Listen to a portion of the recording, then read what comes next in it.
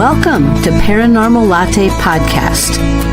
I am your host, Dr. Kelly Renee Schutz. Sit back and relax with us. Grab yourself a really good drink. Spend an hour and let's delve into a world of chatter about the mysteries of the unexplained. Whether you are a skeptic or a believer makes no difference. It's not always in your imagination. Enjoy your day. Now that was good. We are broadcasting on the United Public Radio and UFO Paranormal Radio Networks, 105.3 FM from the Gulf Coast and 107.7 FM in New Orleans. The views and opinions expressed by the host and guests do not necessarily reflect those of the audience, United Public Radio and UFO Paranormal Radio Networks, its hosts, affiliates, and or Paranormal Latte Podcast, Paranormal Universal Press LLC, and Diamond Point Entertainment LLC. This show is pre-recorded.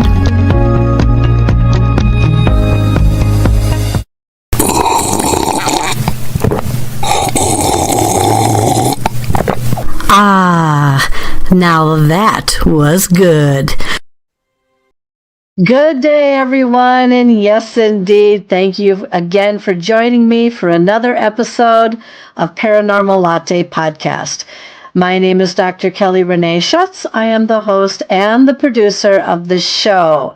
Today we have a very special guest with us. Mercedez Lucke-Benedict is in the house, everyone. And she is quite a multi-gifted individual. And more so than most people could even imagine, she has the ability to remote view inside people's bodies. And yet she is also a type of massage therapist who has the ability to help potentially, not always, but potentially realign or correct or assist in healing areas that may be in need. Now, keep in mind that we're going to talk a little bit more about this in depth, but before we get started, why don't we take a look at a little bit more at the introduction and the biography, Mercedez Lucke-Benedict.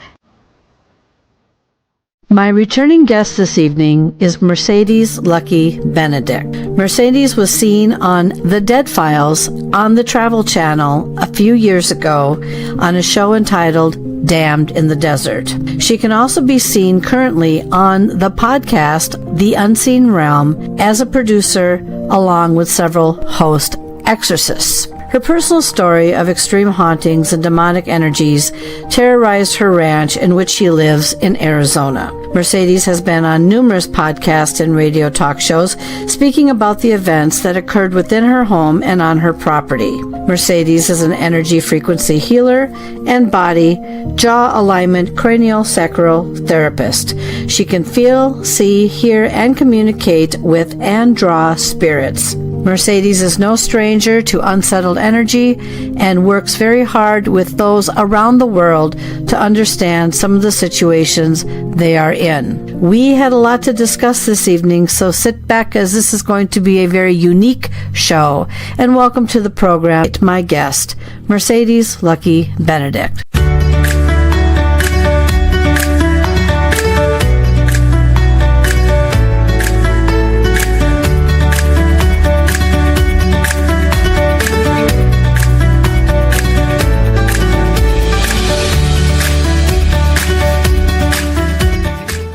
Well, good evening, Mercedez, and thank you so very much for being on the show today. Hi, how are you doing? Thank you for having me. Oh, no, having you back. I think I interviewed you probably, I don't know, at least a year or two ago. I mean, I've had you on, I think, a couple times. But for those of you who are meeting Mercedez for the very first time, and I suspect you are, we're going to kind of march right through this interview today. So, Mercedez, let's give everyone kind of a little introduction about yourself, because just to get to know you a little bit, and then we'll go from there. Okay, Kelly, thank you so much, Dr. Kelly. So I'm Mercedez Lucke-Benedict, and I am a multiple of just like I am many things, but what I am doing right now is I am the host of a show called Explaining the Unexplainable, which Dr. Kelly has been on, and I'm with that co-host with Bishop Joshua Sparks, who's an exorcist, and that's one of the shows I'm doing. I also am co-producer of the Unseen Realm podcast, and that is with host Archbishop Ronald Feyl Enright from the Saint Michael Order of Exorcists. And so that is a really amazing show that is on every Saturday, and I'm a part of that show and help. It's a call-in with questions. It's really a cutting-edge format, and I've been with that about 2 years. I also recently started a podcast, another one called A Better You Through Prayer and Fasting, because I am a person that has been helped by prayer and fasting, the combination. I've written a book on that, same title, A Better You Through Prayer and Fasting, which you can find on Barnes & Noble and Amazon. And so that podcast is bringing in some really amazing people that will talk about health and wellness and fasting and how we combine those together, plus health and wellness in general. So I do that. And I'm also a remote viewer, which I have a book out about remote viewing called Through the Veil, A Journey of Remote Viewing, Spirit Communication and Healing, which is about my life as a remote viewer, and I would call myself a seer. Mm-hmm.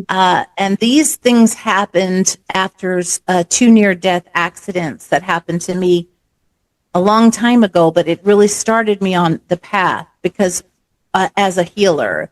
And I'm also a certified continuing education instructor for another part of my life, which is I am a licensed massage therapist. But through this journey, I became where I couldn't walk. I was hurt so bad. So the doctor that ended up actually being able to help me and save my life, and I went to work for him. And that was then I became the head of the department of the TMJ Body Jaw Alignment Department, the program. And so I know sounds like, how did this all happen? Well, it's just the way my life was. And these were some events that were to happen in my life that were to lead me right to this life right now where I'm at into this place. So I began working for this doctor, and I stayed there with him up until a couple of years ago when he finally did retire. And so it was at that moment that I was able to really go on to my real journey, because I always felt like really helped me and helped change my life and save my life so I could walk. So I felt really devoted to him, and that it was almost like that was over, mm-hmm. and that I could really step into a new part of me, which was continued back a long time ago, because I spent almost 30 years as an actress and a singer and a songwriter and a performer. And that was my life prior to these accidents that set me on to another path as a healer, bizarre as that is. And so if you look, like Dr. Kelly, we were just talking how she has actually downloaded some of my music from Amazon, and some of those songs she downloaded were from my first CD, which I love my music. I never saw myself as anything other than a musician, songwriter. That was my complete dream for my life, to be an actress and a songwriter, mainly to be a singer-songwriter. That was what I loved, and that's what I did. That's what I was doing. Mm-hmm. I toured and everything, and there's somehow things happen, and that's why I'm in the paranormal right now, because paranormal things started to happen. And even back then, I just didn't understand it until, when the accidents hit, and my life was altered. Not only my life was altered, but my energy form, my being was like, part of me was shoved out, or part of me was put in extreme trauma twice. And I believe that I had the 2 out of body experiences at the time. And it was then that I went into a different me. Like, I began to immediately see into the body of people's bodies. And it wasn't easy because I didn't know what was happening, but I had great trainers. I had great people that were there to help me and teach me. And so right now, this time in my life has been very interesting because at this moment, I just wrote, this year I just wrote that Through the Veil, which really, I had not been sharing my life as a healer. In fact, I didn't, in my circle where I was at with the people, they all knew that. They didn't know me as media. They didn't know me as anybody that was a singer or anything, because I had walked away from that life as a singer. I did a little bit of shows here and there, but I focused on what I felt God was wanting me to do, which was to heal people and to help people. Yeah. And so now it's like I've come full circle. Mm-hmm. And I'm living in all my realms. I have my private practice. I'm now teaching these things that I have been working on people. They're my techniques. I mean, they really are. They're specifically things that I've been doing. And so then the other part is I'm writing books I never thought I would write. And actually, I think it was Dr. Kelly that said, you need to write a book. And I'm like, I don't know. But then here I have 3 books now. So she was right. So she is very intuitive. I love animals. So I put into fruition, like a few years back, I felt like I was called to do a 501c3. Well, that took 2 years of just getting it done. But now we are really doing that 501c3, and it is helping bring awareness to the animals. We have my husband is a really amazing artist, and he has put together a exhibit that is called Beautiful Spirit Interactive Art in Motion. And right now we're on our 2nd location. It starts like today and tomorrow at the Arizona Sonoran Desert Museum, which is huge. Let me jump in here, yeah. Mercedes. Let me jump in here, okay? I want to break this up into a few pieces because, yes, a lot of good information, and people are, they have to follow that. And so let me just break it up a little bit so people can digest a few things that she said. So let me take it from here just for the moment. So how Mercedes and I met each other was I saw her on television when she and her husband were presenting this story on how her property essentially had some negativity on there that they were trying to figure out where all this came from. So she has actually been seen on the Dead Files, and I don't know if that runs still in syndication. Does it still run? Mercedes? Yeah, I was just on the other day. Somebody said, "Hey, you're on the Dead Files," and I'm like, "Oh my God, they're." So they're in syndication. That's good. Yep. And what season again was that? Do you remember season, and what was the number of the episode? I think it was the 11th season. I'm not for sure, but it was. I definitely know that it came out in 2020, and it was the season finale of 2020. Okay, and what was it called? It was called Damned in the Desert. One of the things she brought up was that she can do, I think you said body remote.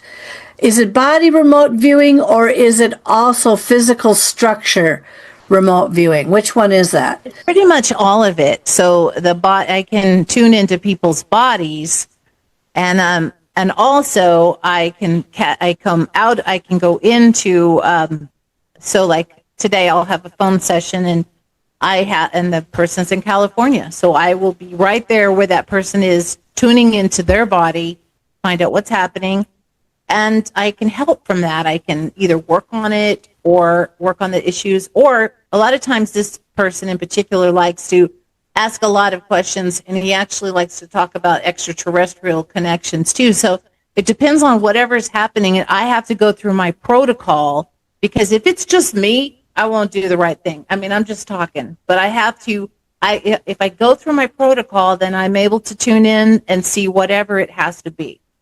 I can see the people, I can see the spirits, I can go to a land, I can go to a house, work the house. And the one way I've always checked myself on this is because most of the time I don't know these people, and I'll get the images and I sketch them. So I'm a sketch artist, and I put those images in one of my new books too. But I can sketch these people out, show them, and they're like, that's it. That's our house. That is our front door. That's our window. That's my uncle. That's where I live. And so I have never been to these places before. And yeah, so that's how it works with me. So I can go into the past. I can go somewhat into the future, but I really say to myself, I'm not so sure if it's more the future, but it's really about the now and the past. You brought up a good point when she does this. Do you have to go into, and I'm glad you mentioned protocol, because some people, and we've had discussions about this. We won't mention anything direct here because we don't want anyone listening and then realizing we're talking about them kind of thing. But I don't know if you have to go into like a trance-like state or a very meditative type state when you do this, because it does take a lot of energy for some people who do some channeling or they do whatever they're doing. Do you find that you have to channel or go into a meditative state? What kind of state of being do you have to be in order for you to do your remote viewing, especially if you're dealing with somebody's body or something like that? So before, when I was learning how to do all this, and I felt like I had it down, I was doing really well with my clients at different things, but I was always trying to stay in a good protective state. But things were just happening. So I would just kind of learn and go with it. There was no real protocol at the time. So I learned from big challenges that occurred with that those entities would come back. Or I would notice that they would be present in the room or space that I would be in. Or it was just like you learn that you better get your protocol down.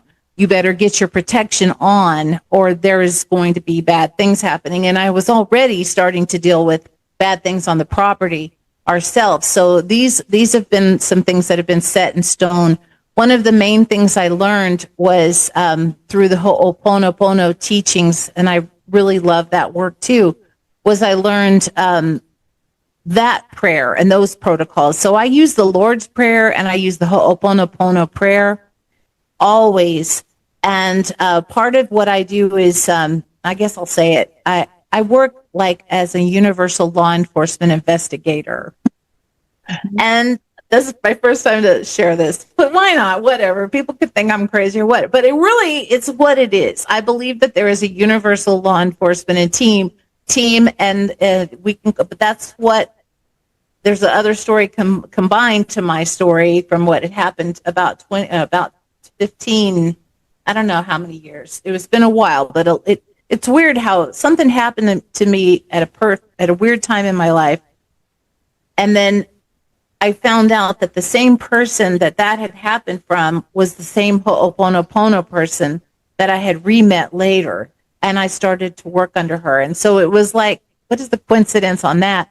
But I definitely learned, she helped me to understand that what I was already doing was this type of work, but I needed to understand a little bit more clarity. So, for instance, what I do is I make sure that I call all of those in, and do my prayers, and then I make sure that everything's clear, and I have a way to check. So I can train people to do this too. It's like I feel a right side or a left side, and that's one thing. It's like, so I get my answers, so I can literally answer the questions. But if I do not do these right, like if I'm just told in a spur of the moment, can you help me? And I haven't done that, and I'll do my best to try to do that. I don't feel like I do my best. I do my best if I give me the time to take care of this do my protocol, make sure everyone's safe, make sure everybody is secure.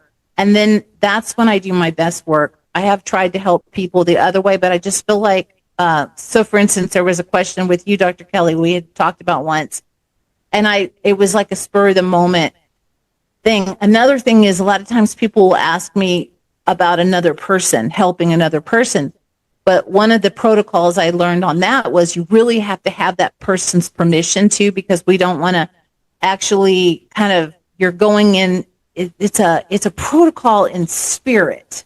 Like you're going into somebody else's energy, and you can have the permission or you can't have the permission, but it's almost like there's a legal aspect since you worked with law. You think about it. I couldn't go into somebody's house and just start getting stuff out I have to have permission. So I have learned that I'll either make sure that person does know and gives me permission, or other people have given me the permission. And so that's one of the things I've really learned. But as far as what I do, it's been fascinating. Like I have gone into trances many, many times. I start chanting. This was something that before 2019, it was very much part of my life. 2020 is when the pandemic happened, and that was also a lot of trauma and a complete change in my life. But before 2019, 18, 17, yeah, I was definitely a channeler.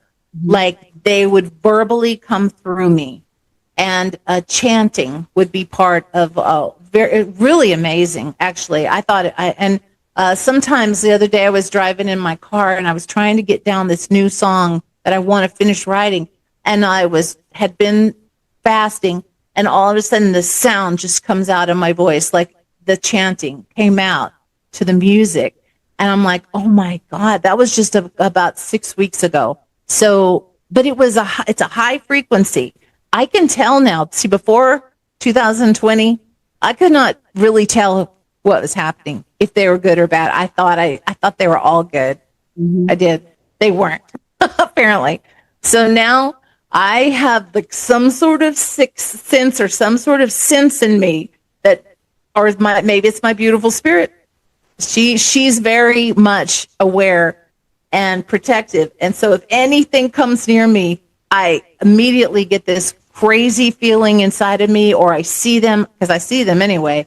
But if you're in a state, if you are in a trance or in your meditative state, quiet and calm, then I can see really well. If it is just me walking around the house and all of a sudden I get a weird feeling, I'm not in that state, I'm not as liable to see them than if I'm in a calm state.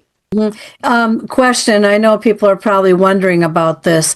When you say I can see them, they're going to ask me this question. What are you seeing exactly? I'll give you an example, and then you tell me if this is the same or something different. So I just recently, I was at a gig. I was a stand-up storyteller, and the gentleman who invited me there was telling a story about how he was doing, or how he does, what is called CE5 experiments. And this is with the grays and the otherworldly type of energies out there.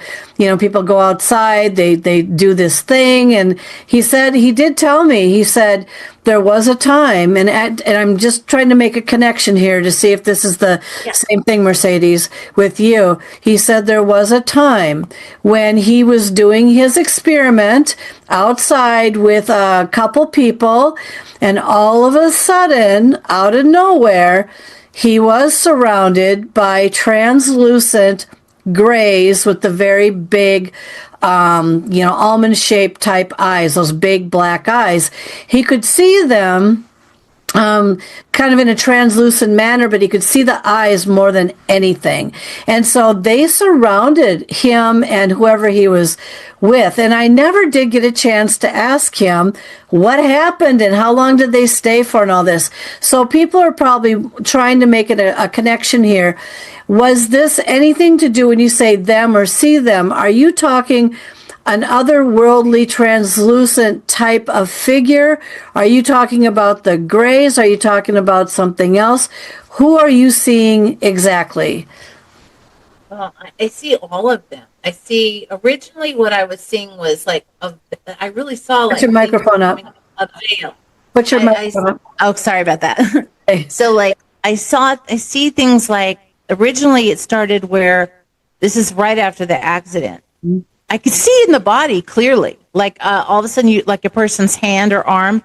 I'm like seeing these light lines through their arms where their pain is. So that's still, I can see where pain is. Yeah. I can find that. But as far as the people, originally it started with through a veil. That's why I named the book that, because it was like everybody was through a blurry like lights and so the first animal I started to see was a white horse. So I started seeing animal spirits first, and literally they were very clear. It's very clear visual.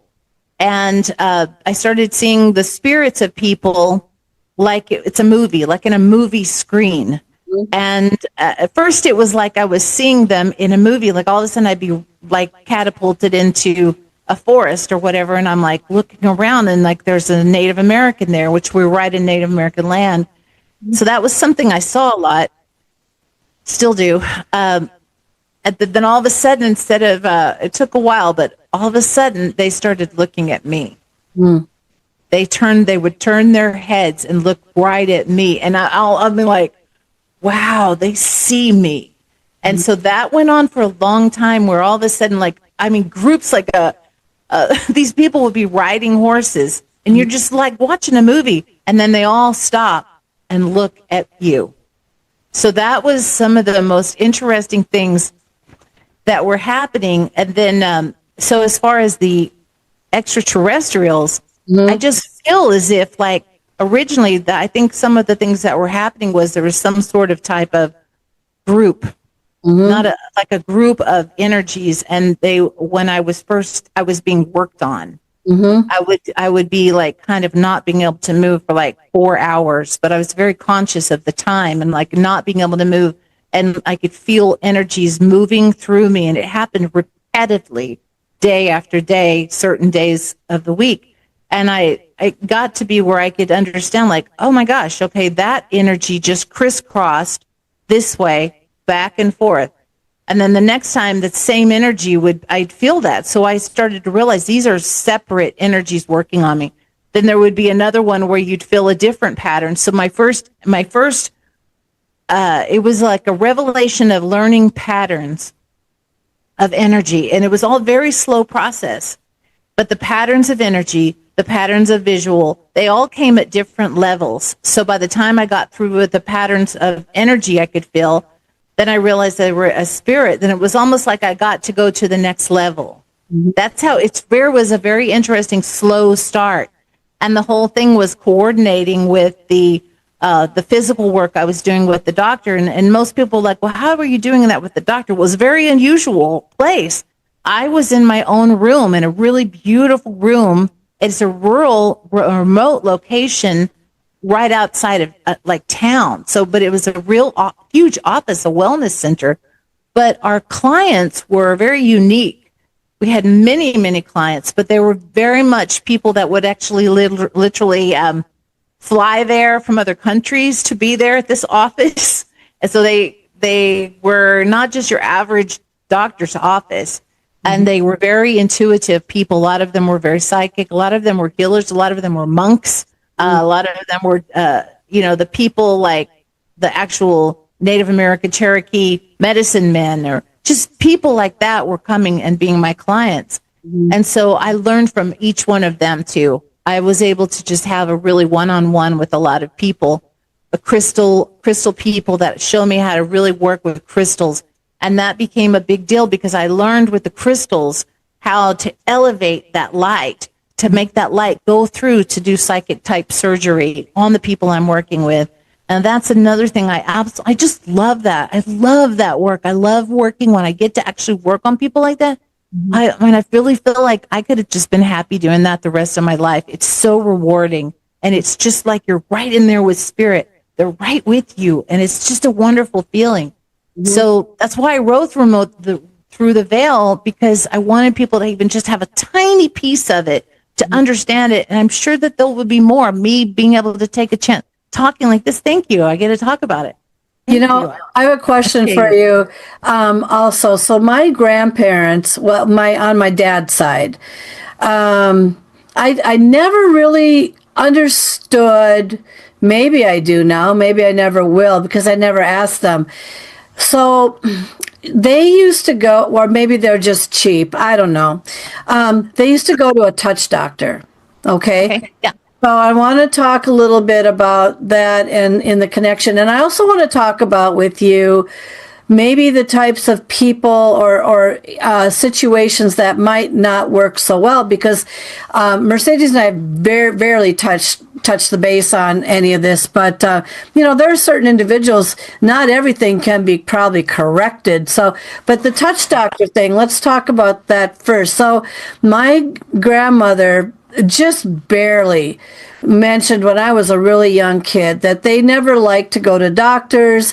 They would go to this touch doctor who would obviously touch certain places on their body if, they are having difficulty. And then, of course, like I said, the cheap factor, I think they probably left $1 in the basket, because I don't think they ever really charged them anything for it.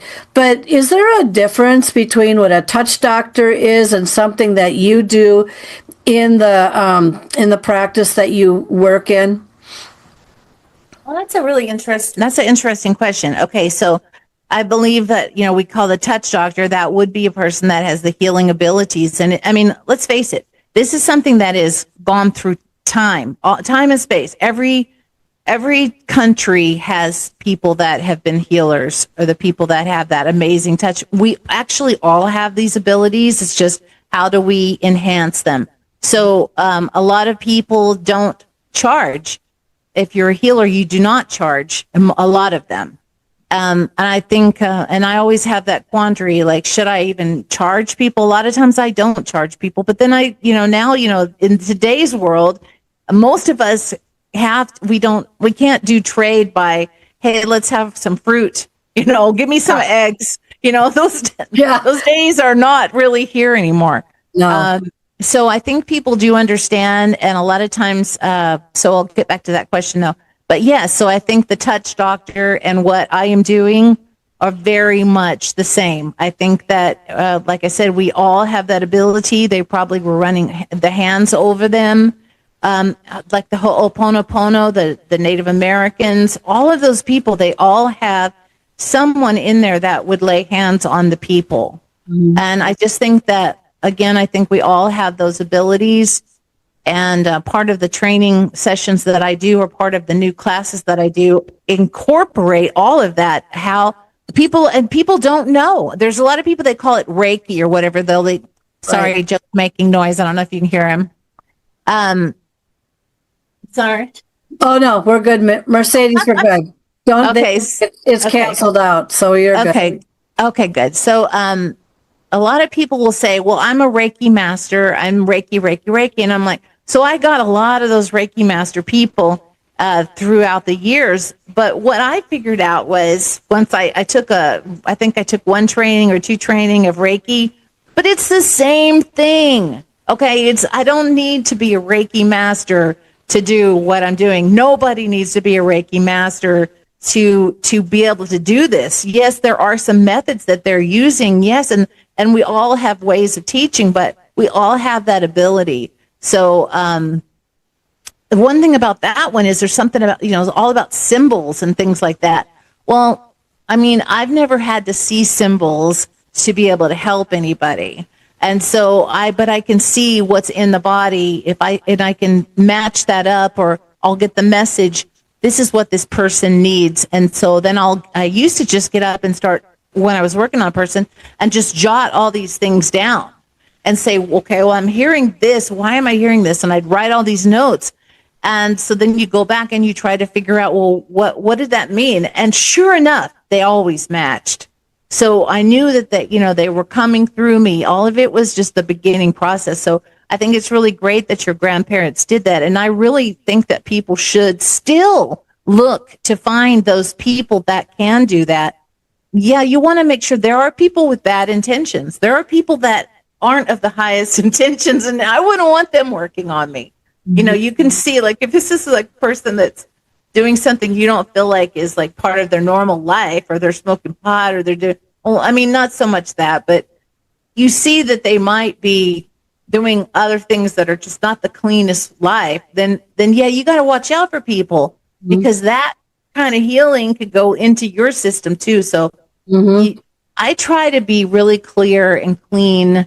I don't drink, I don't smoke. So I try to keep all of it, my physical body, clean. So when it does come time to help another, that's what I do. But most of the people that you're probably talking about, they're probably good people on the land, and, you know, good people that tried to help your grandparents. Yeah, I think my grandfather had, and this is what leads me into this next question for you, is I think they went to the touch doctor when my grandfather had beginning stages of leukemia and or was having, I don't think he ever had surgery, but I thought I remember along the way he had some kind of a gallbladder problem or something. And that leads me to my next question to you about this. You know, not everything might be able to be remedied by something like this. And so can you speak to some, because right now, whoever's listening, and there's an awful lot of people that are going to be watching this and thinking, oh my goodness, you know, she can heal me completely and all this sort of thing.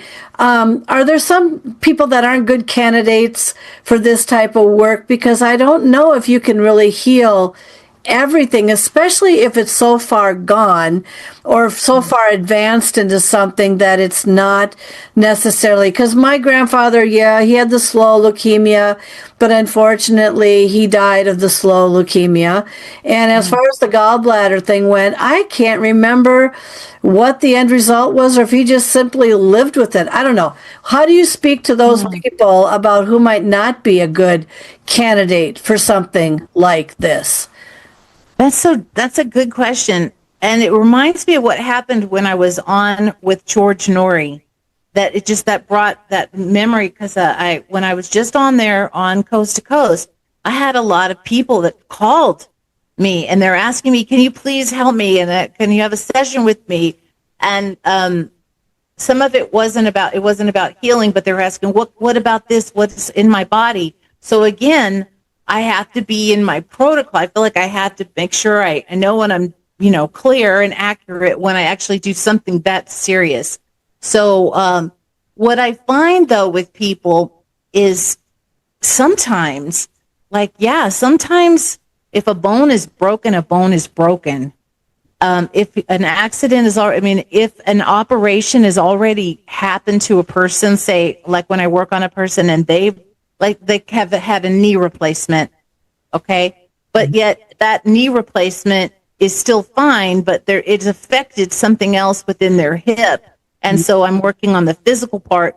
You cannot really do anything about what happened to that body already with that knee replacement, but you can work on what's happening from that knee replacement. How can we help unwind that fascia, the fascia strain patterns within the body? I will say that what I mainly do is the physical, like helping release pain out of a body. That's like the best thing I do. I mean, as far as the body, but yet I have done these other things where you can go in and you can pull that energy out of that body, and then they emotionally are completely changed. They feel better, and it continues on.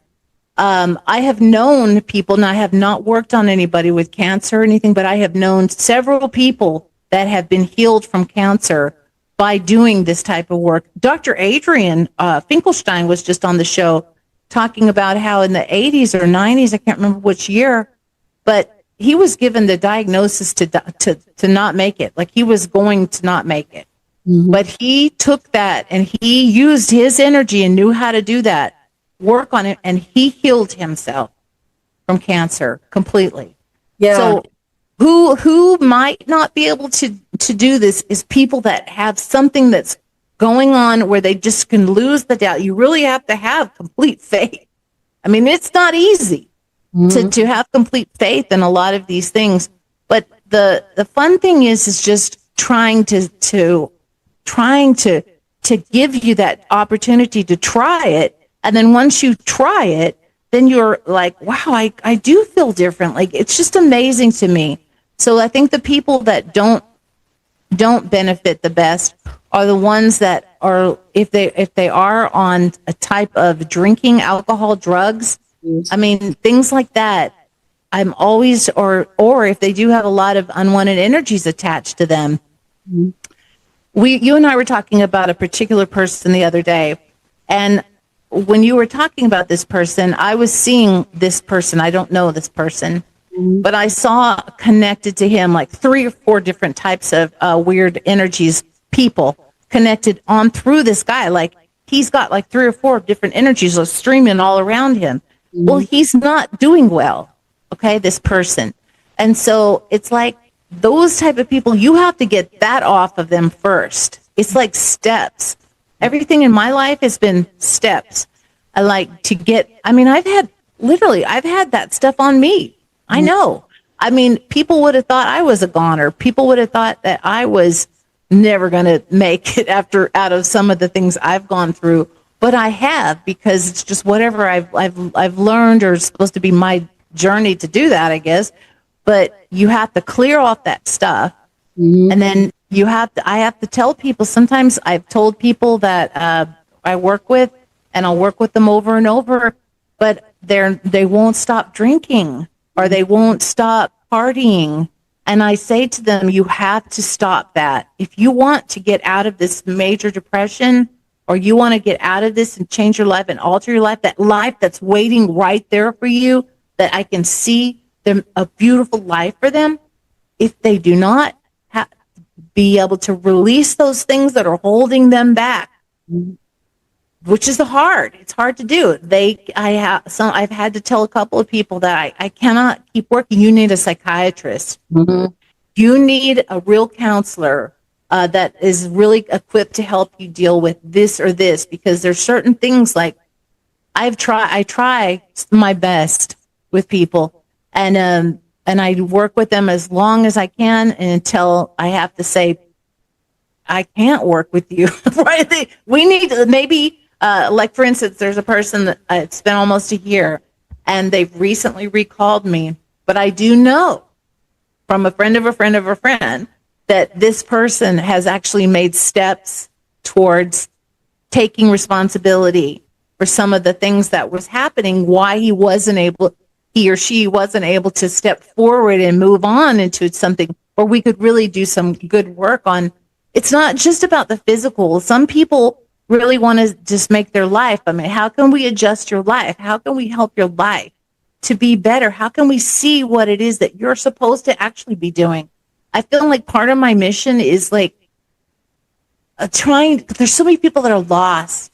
They don't know what they're supposed to be doing. And I believe that my beautiful spirit, which is in all of us, not mine, but yours, they know everything.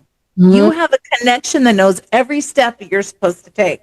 And what if we could help get rid of the things that are blocking you, whether it's an energy form, it could be energy, it could be something from your past, still connected, hovering over you right now, that you just need to reach out. We need to push it out and get it out and send it to where it needs to go, and never let it come back. And those things are, I find, very rewarding.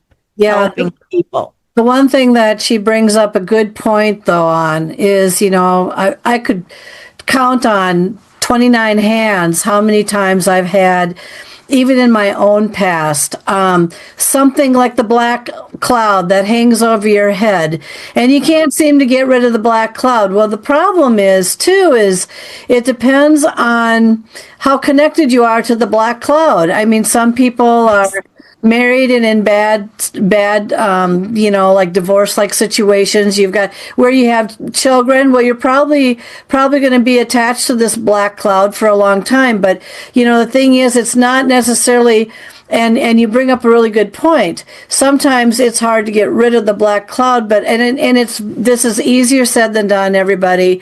And I know because this is my training and my background. You could be on the right path, and then someone all of a sudden kicks you off of your nice path because they see you becoming happier. And some people don't want you to be happy. They want you to be miserable like they are, or whatever. They just want to make your life miserable. And so you're constantly dealing with individuals that you may not ever be able to get off that path. But Mercedes does bring up a really good point too about the alcohol. It's not that she's trying to say don't drink alcohol, because everything is always in moderation. But for those that have real issues with alcohol and some even medications and the whole 10 yards, what she's saying is, unless there's a way to be able to dry out from this stuff a little bit and get control over these issues, you're still going to always somehow, in some way, keep bringing these issues back. But it's a fine line that we walk in life. It's whatever you want to make out of it. Your journey is your journey.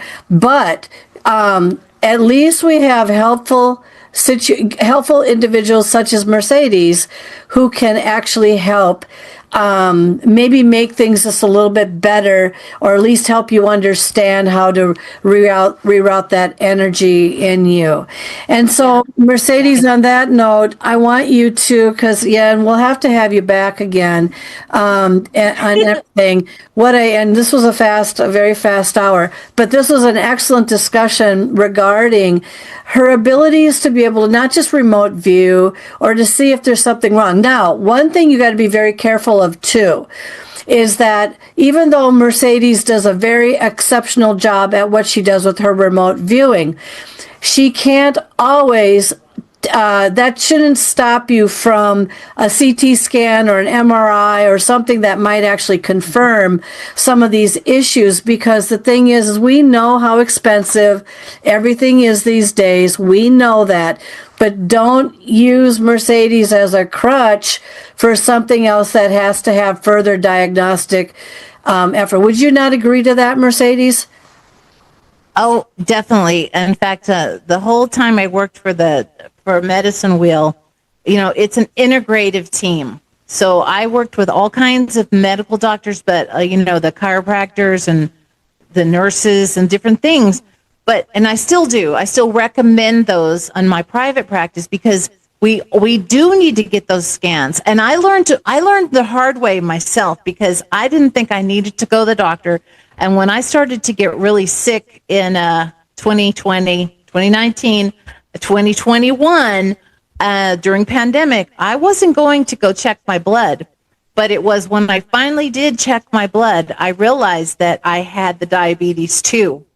Okay? I didn't know I had that, but that was a real medical test that I personally, in that time frame I was in, was a little mixed up in my ways. I was not feeling good. That was a rough time, but I learned a lot of things that way. Like, I wish I would have gone and taken that test. So I definitely believe that we need those medical tests, that we also, there are many great doctors. There are some things that you're going to need to have your doctor's permission. Even the fasting that I do, I tell you always see on all the channels and fasting, make sure that you do check with your doctor. There are some people that cannot fast. My husband, Joe, he can fast, but he can only fast for a certain amount of time, but it affects him. So if it affects you in a bad way, you don't want it. Me, I thrive on it. It's better for me. But there are people that need to have the medical tests. So thank you for saying that. I do believe it. And the fun thing about medical tests is then you can really see, like, it's almost like the EVPs on the paranormal. You can see who's there and what's there, and then who's not there and what's not there after you do some cleansings. So it's kind of fun. Desiree Valdez was one of them. She was going blind. She had medical tests. She was blind. She was losing. She was blind, but she healed. It healed. And the test results then came back. It was healed. So the amazing thing, so Desiree is amazing. But God healed her. And so the tests were there to prove what had happened. So how did that happen?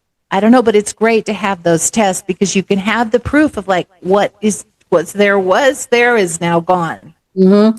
It's very, but with God, all is possible. With our great spirit, you may not want to call it God, but great spirit, the spirit connected to us, there's a higher power that is really able to come through a lot of times, all the time. I pray all the time. Yeah, no, and again, we all have our belief system and everything and everything, but there is something with the power of prayer. I mean, I have to say, I've used it myself, and I have had a few miraculous healings myself, so I can definitely tell you that. Mercedes, go tell everyone a little bit about the books that you have, or just show us the books that you have. Tell us the names of them, how you can get a hold of them, and then, of course, how they can reach out to you. Okay, great. So I have 3 different books. One is a children's book, and it's called Desert Garden Friends. And that is, you can find that at Barnes & Noble, and it's a coloring activity book that works with our 501c3. Desert Garden Friends, you can find it under Mercedez Lucke-Benedict. Then I've got, I don't know if you can see it because of the blur, but it's a better you through prayer and fasting. And it's also called Unlocking God's Healing Code for the Body, the Soul, and the Nation. And that is a really amazing thing I've been doing. Yesterday, I had my very first actual public prayer and fasting day for America is where I'm starting at, for America. And I think it went really well. We had a couple of people in Canada reach out, or one person in Canada reach out. So I thought that was really neat. And then, so you can find those on Barnes & Noble and Amazon. And then I've got Through the Veil, A Journey of Remote Viewing, Spirit Communication, and Healing. It looks like that. And I believe that was actually an ebook also on Barnes & Noble, or it's on ebook on one of those, but you can pick it up on Amazon, and they do a beautiful job. Like, these books are beautiful. I love them. They come quickly. And I just love my books. And so my website is mercedesluckebenedict.com. You can find all of that on there. You can find the show. Everything's on the website on those different pages and chapters. Also in there are my classes, which right now they're just in the physical. So like in Mesa, Arizona, and Tucson, I teach these classes they're a massage CE institutes and things like that. But the public is welcome to come, because they're really for everybody that wants to learn how to heal another person or heal themselves. I try to make it to where it's about pain release. So certain areas that the pain is at, we can learn how to release that pain through the body. If your hands hurt, I've got a class on hands. So I'm also working on getting that online to where it can be a remote type thing. It's not that hard. I just need to figure out how to do it. Mm-hmm. And let's see, the music I do, which is actually on Amazon too, or all on the Spotify. It's on Facebook. I'm always using my own songs on Facebook for my posts. And that's a really big thing because it's part of the documentary. And the documentary is not out yet, but there's tons of stuff online about my work, about what's happened. It's all actually online. You just have to look up Mercedez the Therapist, possibly Mercedez the Paranormal. It is Mercedez the Music Person. It's all there. You just got to put the name in and it'll pull up. I am on IMDb because I am an actress too. So all of my actress and singing stuff or work, which is almost 30 years, is all on the IMDb, which is really cool to go back and look and see the resume of all that work I did. So I don't know if there's anything else. Oh, you can check out the interview with George Norrie, which I'm really excited about. Just put in my name with Coast to Coast, and you can hear most of the interview. Mm-hmm. If you want to hear my other interviews on Paraflix with Dr. Kelly, you have to be a member of Paraflix. If I could, I would get on there and get those interviews and share them, but we can't because we're on Paraflix. But there's a lot of stuff on there. I was on the Defeating the Demonic. I went to be a speaker on that last year, and I believe some of that is public. there's just all kinds of things. I don't know if I left anything out or not. Well, we will have to have you back. That was a very good discussion, though, about your remote viewing. And on that note, for today and until we look again into the future, thank you so very much, Mercedes, for being on the show today. Thank you, Dr. Kelly. Thank you for watching and listening to Paranormal Latte Podcast. We have been broadcasting on the United Public Radio and UFO Paranormal Radio Networks, 105.3 FM from the Gulf Coast and 107.7 FM in New Orleans, as well as several listening platforms. The content, music, and creative sound effects as heard on Paranormal Latte Podcast are copyrighted and licensed commercially to Dr. Kelly Renee Schutz. Please do not reproduce in any manner without the express permission of Dr. Kelly Renee Schutz, Diamond Point Entertainment, LLC, Paranormal Universal Press, LLC, Paranormal Latte Podcast, and or any affiliated networks such as the United Public Radio and UFO Paranormal Networks. The opinions and information expressed by the guests, hosts, and sources as heard and seen on the Paranormal Latte Podcast are not necessarily those of Diamond Point Entertainment, LLC, Paranormal Universal Press, LLC, Paranormal Latte Podcast, and the United Public Radio and UFO Paranormal Networks, as well as their producers. Although the content of the shows may be interesting, the information and opinions within are deemed for entertainment purposes only. Subscribe to continue your enjoyment and interest, and thank you for making Paranormal Latte Podcast part of your day. Now that was good.